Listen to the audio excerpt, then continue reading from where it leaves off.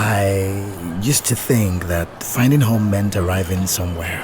A place, a season, a version of myself that finally feels complete.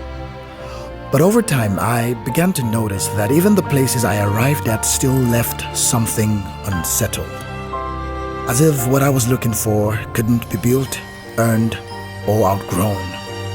The ache we carry for rest, for meaning, for being fully known has never been random. It has always been directional. A quiet pull toward the one. The one who can hold the weight of all of our longing. This, I believe, is the home we all seek. A destination not arrived at by speed but found by direction. Long before technological enlightenment, people learned how to read the sky.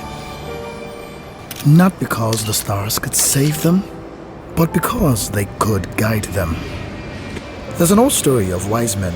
They weren't prophets, they weren't priests. They were students of patterns, readers of the heavens, listeners to meaning. They followed a star. Not because it promised comfort, but because it pointed somewhere true. Faithfully, they journeyed fields and fountains, moor and mountains with childlike dependence, not having all the answers but just following the signs. Yes, they arrived, but not at a festival, or at tradition, or at a moment on a calendar, but at a person, a child who meant it all. Maybe that's the part we miss. That in our own journey, God rarely starts by giving us answers. He gives us signs. Love, truth, beauty, conscience. The quietest comfort that tells us this is not enough. The pull to show up honestly even when pretending would be less tough. These are stars. The ache you feel when love is reduced to convenience and commitment feels like a fairy tale. The way beauty stops you. A song, a face, a sunset that reminds you there must be more to life than survival. These are stars. The desire to build something that outlives applause, to be when no one is watching. These are stars, quiet stars, guiding us toward purpose and toward the one. Unwise are we if we stop at the stars.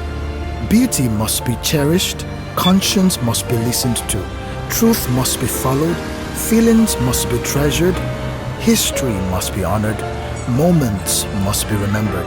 But alas, they are only but guides, not gods, pointers, not destinations. They don't ask for worship, they ask for attention. They don't force direction, they offer it.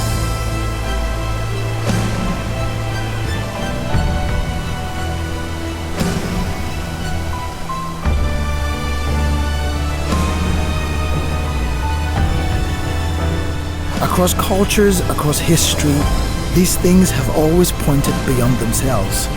This year, the question is not what do I want to achieve. It is simpler and harder. What am I following?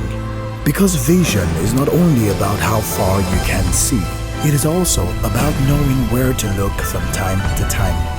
This year, we are not rushing home. We are walking steadily toward it.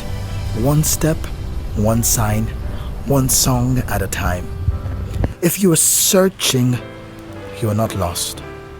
If you are listening, you are already on the way. I've traveled long hours to reach this lighthouse that I've dreamed of, only to get here to realize that the steward is not available. You have no idea how far I've traveled because I really wanted to climb up the top to see things from the perspective. But I guess this is where it hits me that life, many times, is not always about knowing how the story will end. I guess that's what necessitates faith. I believe strongly that sometimes the destination we're actually seeking to get to is not where we dream, but the transformation that happens in the process. Journeying to that destination by faith. Not knowing where it will lead, but just trusting that you would be transformed in the process. I think that's a very important lesson. So yes, sometimes the journey is a destination. And faith is what leads you and keeps you going.